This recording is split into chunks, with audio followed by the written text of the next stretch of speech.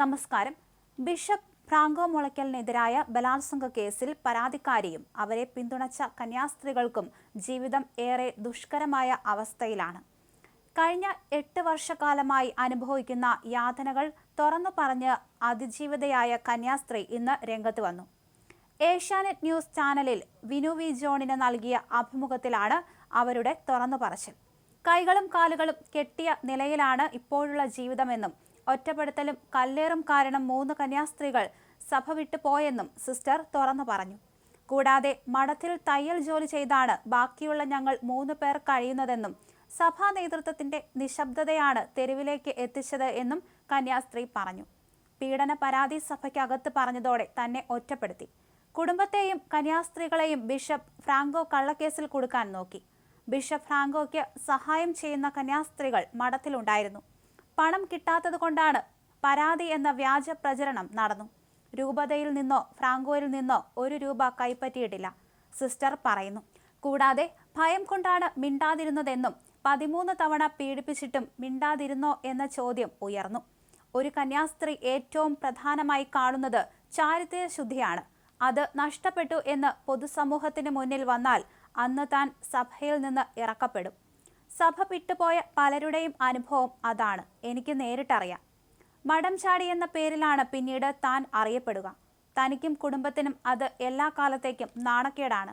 ആ ഭയം കൊണ്ടാണ് ആദ്യം ഇത് പുറത്തു പറയാതെ ജീവിച്ചത്. എല്ലാം ഉള്ളിലൊതുക്കി മഠത്തിൽ കഴിയേണ്ട സാഹചര്യമായിരുന്നു. പല മഠത്തിലും വേറെ ചിലർക്കും സമാനമായ അനുഭവങ്ങളുണ്ട് എന്നും കന്യാസ്ത്രീ പറഞ്ഞു. മിഷണറീസ് ഓഫ് ജീസസ് സന്യാസ സഭാംഗങ്ങളും Kuravilangad Nadukunnu Saint Francis mission ഹോമിലെ അന്തേവാസികളുമായിരുന്ന sister Anupama, sister Neena Rose, sister Josephine എന്നിവരാണ് മഠം ഉപേക്ഷിച്ചത്.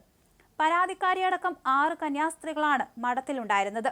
3 പേർ മഠത്തിൽ തുടരുന്നുണ്ട്. പല സമയങ്ങളിലായാണ് ഇവർ മഠം ഉപേക്ഷിച്ചത്. 3 പേരും ഇപ്പോൾ അവരവരുടെ വീടുകളിലാണ് കഴിയുന്നത്. കോൺവെന്റിൽ തങ്ങുന്നതിന്റെ മാനസിക സമ്മർദ്ദമാണ് മഠം വിടാൻ പ്രേരിപ്പിച്ചത് എന്നാണ് ഇവരോട് അടുപ്പമുള്ളവർ പറയുന്നത്.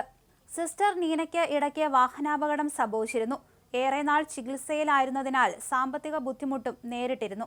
മഠം വിടുന്ന കാര്യം ജലന്ധർ രൂപതയെയും കോൺവെന്റ് അധികൃതരെയും അറിയിച്ചിരുന്നു. മഠത്തിൽ തുടരുന്ന പരാതിക്കാരിയും 2 സിസ്റ്റർമാരും തയ്യൽ ജോലി ചെയ്താണ് ദൈനംദിന കാര്യങ്ങൾ മുന്നോട്ട് നീക്കിയത്. കത്തോലിക്ക സഭയെ പിടിച്ചുകുലുക്കിയ കേസായിരുന്നു ജലന്ധർ രൂപത അധ്യക്ഷനായിരുന്ന ബിഷപ്പ് ഫ്രാങ്കോ മുളയ്ക്കലിന് എതിരായ ബലാത്സംഗ ആരോപണം. 2014 മുതൽ 2016 വരെയുള്ള കാലയളവിൽ 13 തവണ പീഡിപ്പിച്ചെന്നായിരുന്നു മഠം അന്തേവാസിയായ കന്യാസ്ത്രീയുടെ പരാതി. കുറവിലങ്ങാട് പോലീസാണ് കേസ് രജിസ്റ്റർ ചെയ്തത്. 2018 സെപ്റ്റംബറിൽ ബിഷപ്പ് അറസ്റ്റിലായി. കോട്ടയം ജില്ലാ അഡീഷണൽ സെഷൻസ് കോടതിയിലെ അടച്ചിട്ട മുറിയിൽ 105 ദിവസം നീണ്ട വിചാരണാ നടപടികൾക്ക് ശേഷം 2022 ജനുവരി 14 ബിഷപ്പിനെ വെറുതെ വിടുകയായിരുന്നു. ലൈംഗിക പീഡന കേസിൽ അറസ്റ്റിലായി വിചാരണ നേരിട്ട രാജ്യത്തെ ആദ്യത്തെ കത്തോലിക്ക ബിഷപ്പായിരുന്നു ഫ്രാങ്കോ മുളയ്ക്കൽ.